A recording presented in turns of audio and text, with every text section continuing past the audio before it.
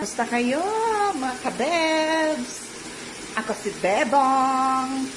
At look, anong ginagawa. Kaya makikita niyo ba ang niluluto ko? Magluluto ako ng sardinas. Sardinas. Yeah. Yan, nilagyan ko na ng tubig itong aking kamatis, sibuyas, at ating bawang. So, nagigisa lang ako. Bawang, sibuyas, at kamatis. Then, now, ilalagay na natin ang sardinas. Ilagay na natin ang ating sardinas. Iyon! Kita niyo ba? Ang pagluluto. Isa pa. Isa pang sila. Sardinas sa malamig na panahon. In winter time. So, ito, after nito, hayaan ko lang siya dyan. Then, itong lata, mga lata na to, lalagyan natin siya ng tubig, tapos lalagyan ko na rin siya ng suka.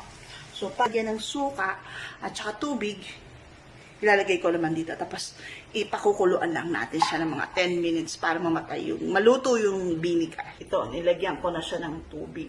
Yan, kita nyo, kulog.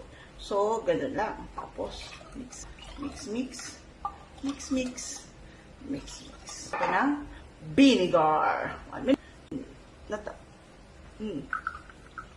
Then, we put some sauces. Sauces. Spanish. Salsa. Ilalagay na natin siya doon sa sardines.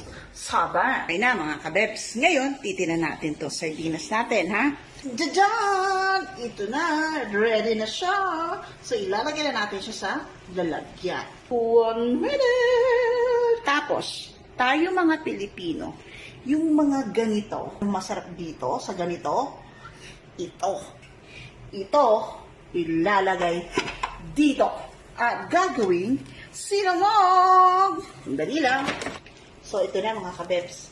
Sasangag ko na to. We're ready to eat. Okay? 1 minute, mga kabebs. Mga kabebs, tapos na tayong magluto. Should be ready to eat. I maybe scrambled egg, the sardines, the sardines, and the simple fried rice. I had my water with me. So, meron tayong always hot drinks. So, for me, I'm always making the green tea. Yan. May green tea ako. So, green tea and water. And of course, mga kabeb,